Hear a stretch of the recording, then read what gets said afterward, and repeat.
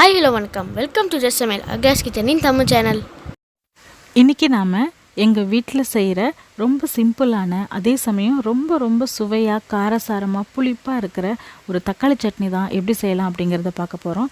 இந்த தக்காளி சட்னி நாங்கள் செஞ்சோம் அப்படின்னா இட்லிக்கு தோசைக்கு சப்பாத்திக்கெலாம் வெயிட் பண்ணவே மாட்டோம்.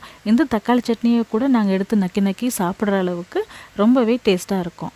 அந்த மாதிரி ஒரு சட்னி தான் இன்றைக்கி நாம் எப்படி செய்யலாம் அப்படிங்கிறத பார்க்க போகிறோம். என்னுடைய வீடியோஸ் நீங்கள் இப்போ தான் ஃபர்ஸ்ட் டைம் பார்க்குறதா இருந்ததுன்னா என்னோடய சேனலுக்கு நீங்கள் சப்ஸ்கிரைப் பண்ணிக்கோங்க. அதே மாதிரி என்னுடைய வீடியோஸ் உங்களுக்கு பிடிச்சிருக்கு அப்படின்னா நோட்டிஃபிகேஷன் பெல் ஐக்கானையும் நீங்கள் கிளிக் பண்ணிக்கலாம். அப்போ தான் நான் புதுசாக போடுற எல்லா வீடியோஸும் உங்களுக்கு நோட்டிஃபிகேஷனில் வரும். வாங்க இப்போ செய்முறை எப்படிங்கிறத நம்ம பார்ப்போம்.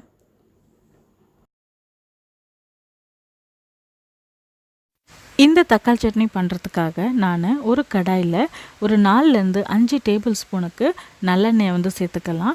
நல்லெண்ணெய் தான் இந்த தக்காளி சட்னிக்கு நல்ல டேஸ்ட்டு கொடுக்கும். அதனால் அது இருந்தது அப்படின்னா அதையே சேர்த்துக்கோங்க. பிறகு எண்ணெய் காஞ்சதும் லைட்டாக ஒரு 1/4 டீஸ்பூனுக்கு கடுகு, அப்புறம் 1 டீஸ்பூனுக்கு உளுத்தம்பருப்பையும் சேர்த்து லைட்டாக பொன்னிறமாக வறுத்துக்கோங்க.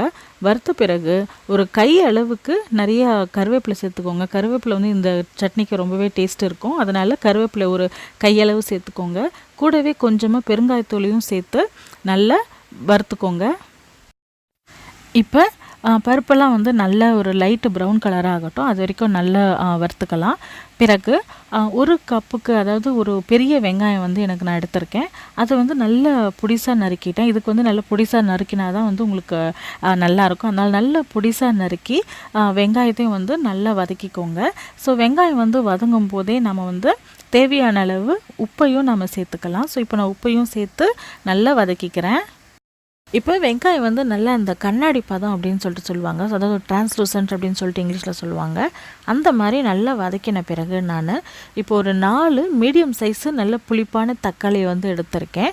அதை நாம் நல்ல சின்ன சின்னதாக நறுக்கி எடுத்துக்கலாம். ஸோ நல்ல சின்னதாக நறுக்கி இருக்கணும். அப்போ தான் உங்களுக்கு சீக்கிரமாகவும் வதங்கும். கூடவே ஒரு 6 பல்லு மலை பூண்டை கொஞ்சம் சின்ன சின்னதாக நறுக்கி அதையும் நான் சேர்த்து நல்லா வதக்க போகிறேன். இப்போ தக்காளி ஓரளவு வதங்க ஆரம்பிக்கிறதுக்கு முன்னாடியே நான் ஒரு சின்ன சைஸு நெல்லிக்காய் இருக்குது பாருங்கள், அந்த சைஸுக்கு புளியை எடுத்திருக்கேன். அதையும் நம்ம சேர்த்து இப்போ தக்காளியை நல்லா வதக்க போகிறோம். உங்களுக்கு எனக்கு இந்த தக்காளி சட்னி நல்ல புளிப்பாக இருந்தால் தான் எனக்கு பிடிக்கும். அதனால தான் நான் எக்ஸ்ட்ராவாக கொஞ்சம் புளியும் நான் சேர்த்துருக்கேன். உங்களுக்கு வேண்டாம் அப்படிங்கிற பட்சத்தில் நீங்கள் அதை போட வேண்டாம்.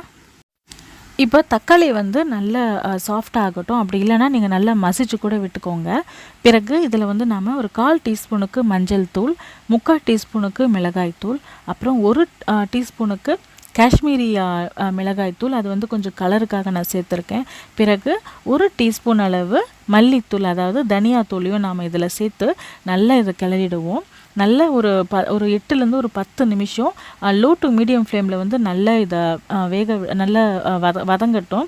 ஸோ வதங்கும் போது நீங்கள் பார்த்தீங்க அப்படின்னா எண்ணெய் நல்லா வெளியே நல்லா விட்டு வர்றது உங்களுக்கு தெரியும்.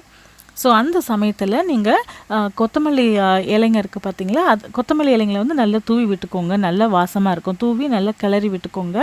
அவ்வளோதாங்க, நம்முடைய சூப்பரான நல்ல புளிப்பான காரசாரமான தக்காளி சட்னி ரொம்ப ரொம்ப சுலபமாக ரெடி பண்ணியாச்சு.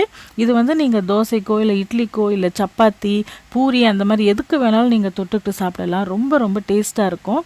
ரொம்ப சிம்பிளாக முடிஞ்சிடுது பாருங்கள். இது உங்களுக்கு தக்காளி குக் பண்ணும்போது இன்னும் கொஞ்சம் தண்ணியாக வேணும் அப்படின்னா கொஞ்சமாக ஒரு 1/2 கப்புக்கு தண்ணி ஊற்றி கூட நம்ம பண்ணிக்கலாம். எப்படி வேணாலுமே பண்ணலாம். நான் கொஞ்சம் தொக்கு மாதிரி இருந்தால் கொஞ்சம் நல்லாயிருக்கும், டேஸ்ட் நல்லாயிருக்கும் அப்படின்றதுனால நான் கொஞ்சம் தொக்கு மாதிரி பண்ணியிருக்கேன். இது ரொம்பவே டேஸ்ட்டாக இருக்கும். நீங்கள் வெளியே கூட ஒரு 2 நாளைக்கு வெளியே கூட வைக்கலாம். ஃப்ரிட்ஜில் வைக்காமல் வெளியே வைக்கலாம். உங்களுக்கு கெட்டு போகாது. ஃப்ரிட்ஜில் வச்சிங்க அப்படின்னா கண்டிப்பாக 4 நாள் உங்களுக்கு கெடாமல் வரும். அதுக்கு நான் கேரண்டி. நீங்களும் இந்த வீட்டில் செஞ்சு பாருங்கள். செஞ்சு பார்த்துட்டு உங்களுக்கு எப்படி வந்தது அப்படின்னு சொல்லிட்டு எனக்கு கமெண்ட் பண்ணுங்கள். இந்த வீடியோ உங்களுக்கு பிடிச்சிருந்ததுன்னா லைக் பண்ணுங்கள், ஷேர் பண்ணுங்கள் மற்றும் சப்ஸ்கிரைப் பண்ணுங்கள். அதே மாதிரி என்னுடைய வீடியோஸ் உங்களுக்கு நோட்டிஃபிகேஷனில் வரணும் அப்படின்னா பெல் ஐக்கானை கிளிக் பண்ணிக்கோங்க. மீண்டும் வேறொரு புதிய வீடியோவுடன் உங்களை நான் சந்திக்கிறேன். அதுவரை வீடியோ பார்த்ததுக்கு மிக்க நன்றி. ரசித்து ரசித்து சமைங்க, ருசித்து ருசித்து சாப்பிடுங்க.